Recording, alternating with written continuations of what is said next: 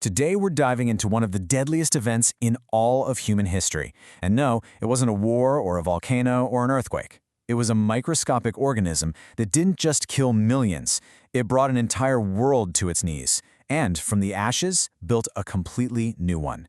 This is the story of the Black Death. So, to really get a handle on the sheer scale of this thing, just try to picture it. 1 out of every 3 people you know, just gone. In only a few years, the plague erased an estimated 25 million lives in Europe alone. I mean, this wasn't just a tragedy.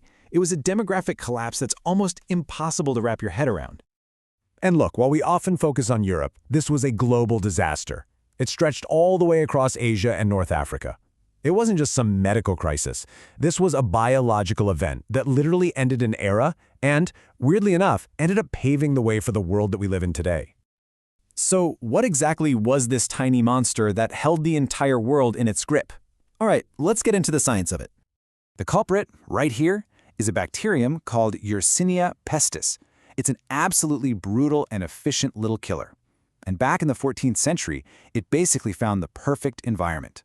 The crowded, pretty unsanitary cities of the medieval world, which were just teeming with its favorite taxi service, rats. And the way it spread was terrifyingly simple. You see, the bacteria would infect fleas. Those fleas would then infest the rats, and of course, the rats lived right alongside people. So a single flea bite was all it took to jump the species barrier. But then, it got so much worse.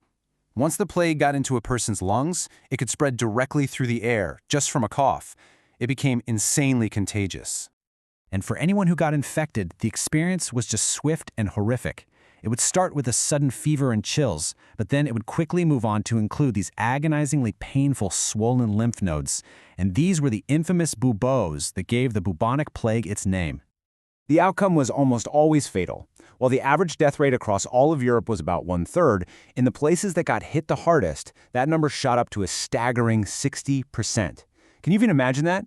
Entire towns and villages where more than half the people were just gone.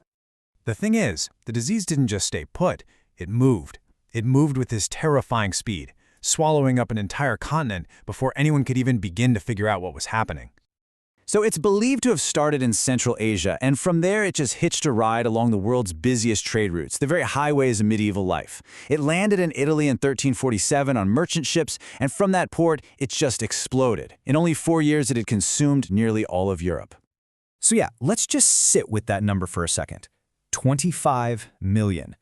It's so easy to just say the number, but it's almost impossible to really feel it. This wasn't a statistic. It was a giant hole torn in the fabric of society. It was a world where whole families, entire communities, and generations of people just vanished. And that brings us to the biggest consequence of the plague. It wasn't just about the number of deaths. It was about how that immense loss completely turned the medieval world upside down. It didn't just crack the old world, it shattered it into a million pieces.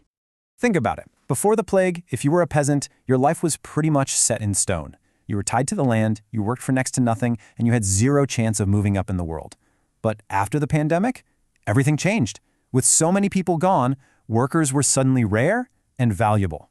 For the first time, basically ever, the survivors had power, they had leverage to demand better pay, better working conditions, and way more freedom. This massive labor shortage was really the final nail in the coffin for the old feudal system. The whole manorial structure, which had defined Europe for centuries, just couldn't hold up. The world was changing, and it was changing fast. And the ripple effects went way deeper than just economics. It touched every single part of the culture.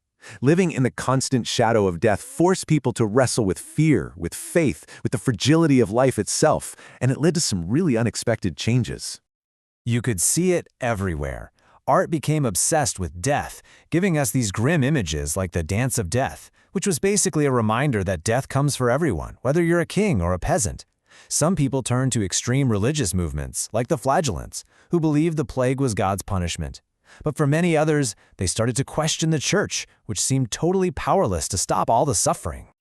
But, out of all that chaos, a brand new idea in public health was born. In port cities, officials started forcing any arriving ships to wait out in the harbor for 40 days, or 40 giorni in Italian, to make sure no one on board was sick. And boom, right there, you have the direct origin of the word and the practice of quarantine, something we're all very familiar with now. And that practice would become absolutely essential, because the Black Death of the 1300s, well, that wasn't the end of the story, not by a long shot. The plague wasn't a one-and-done event. It cast a very long, very dark shadow for centuries to come. The bacteria never really disappeared. It just kept coming back, again and again, in these devastating waves, like the Great Plague of London in 1665. And every time it reappeared, it was another terrifying reminder of just how vulnerable we are. And it reinforced that desperate need for public health measures and for a real scientific understanding of disease.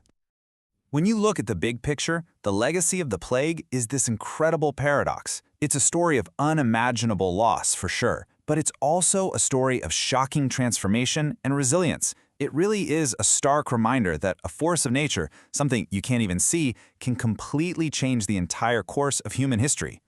From the end of feudalism to the birth of modern public health, the world that we live in today was, without a doubt, shaped by a single bacterium.